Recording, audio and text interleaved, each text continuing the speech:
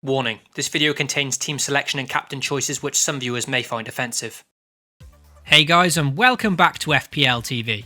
With just 2 days in between game weeks this week, let's quickly look through my team's game week 27 performance before looking ahead to game week 28 and my potential transfer plans. A surprise clean sheet away to United saw Van Dijk pick up a very nice 7 points, but the frustration of owning Alexander-Arnold continued, with the Reds now keeping back-to-back clean sheets and Trent only managing the 1 point from those 2 games. The initial plan last week was to transfer out Luca Digne for Leicester's Ben Chilwell, but with Chilwell becoming an injury doubt shortly before the deadline, I instead opted for a more attacking Leicester option and brought in budget enabler Harvey Barnes, who managed to bag an assist and actually ended up being my highest scorer in midfield. It was Everton's Richarlison that made way in this transfer, and this move still freed up enough cash to potentially buy Raheem Sterling for game week 28, a move I discussed in my previous team video. With Wan-Bissaka being ruled out through injury, Omar Niasse got a rare start for me, but as expected, just the bog standard 2 points from the goal-shy striker. The reliable Jimenez did the business again though, with him and Doherty combining once again this season. So, with my third captaincy blank in 4 game weeks, just the 41 points for game week 27.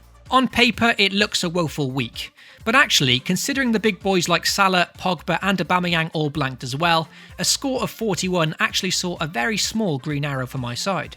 In the end, I moved up around 400 places, so essentially I've held my rank this week, and seeing as my team didn't look great heading into the game week, I'll certainly take that, with my squad now looking quite solid for the next few.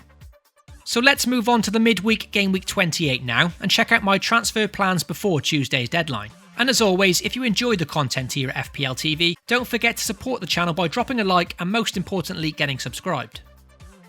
As mentioned in my previous video, the plan this week was to ignore preparation for the upcoming blank game week 31 and take a riskier move by getting Raheem Sterling for game weeks 28 to 30.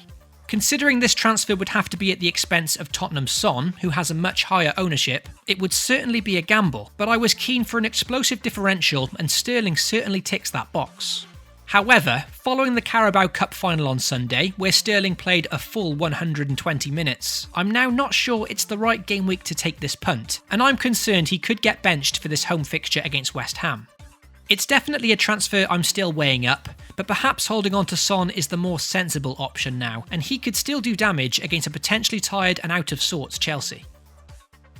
Another spanner in the works is of course the injury to Marcus Rashford, who looks almost certain to miss the next fixture away to Palace. So if I ignore the Sterling move now, replacing Rashford could be a good idea, especially with United having those blank fixtures in game weeks 31 and 33. The good news is, with a cool 3.5 million still in the bank for me, I now have the luxury of considering some premium forward options as well as the cheap ones. With Newcastle, Leicester, Burnley and Chelsea all playing in game week 31, Rondon, Vardy, Barnes and Higuain are all considerations of mine. Both Rondon and Barnes provide the great value, but with Leicester now sacking manager Claude Puel, could this change fire Jamie Vardy into first gear? Of course, 8.8 million does seem a bit of a stretch for Vardy, but it's definitely a tempter with Leicester having undeniably good fixtures now, and at just over 4% ownership, what a differential he could turn out to be. So, with no transfers made yet, here's how my team currently lines up, and honestly it still looks fairly solid, so carrying over the free transfer is also an appealing option this week. The benefit of carrying that free transfer means it gives a bit more time to assess the Rashford injury and also builds up my stock of free transfers, which could very much come in handy when we need to manoeuvre these future blank game weeks. With Rashford being out, it means Luca Digne comes back into my side, but with Cardiff conceding 5 against Watford last time out, who knows, he could deliver something. For game week 28, the bench currently picks itself, with both Rashford and Wan-Bissaka out injured. Omar Niasse is also ineligible to face parent club Everton, so I literally have zero headaches about who to play or bench as things stand.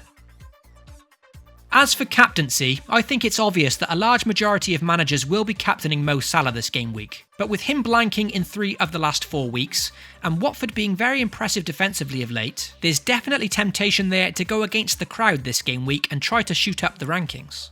Leroy Sané's biggest score this season was 19 points away to West Ham, so with him now facing West Ham at home and only playing 30 minutes of the cup final on Sunday, he's definitely a gamble I'm considering to take. So it's mostly between those two for game week 28, but Pogba and Son are also interesting options.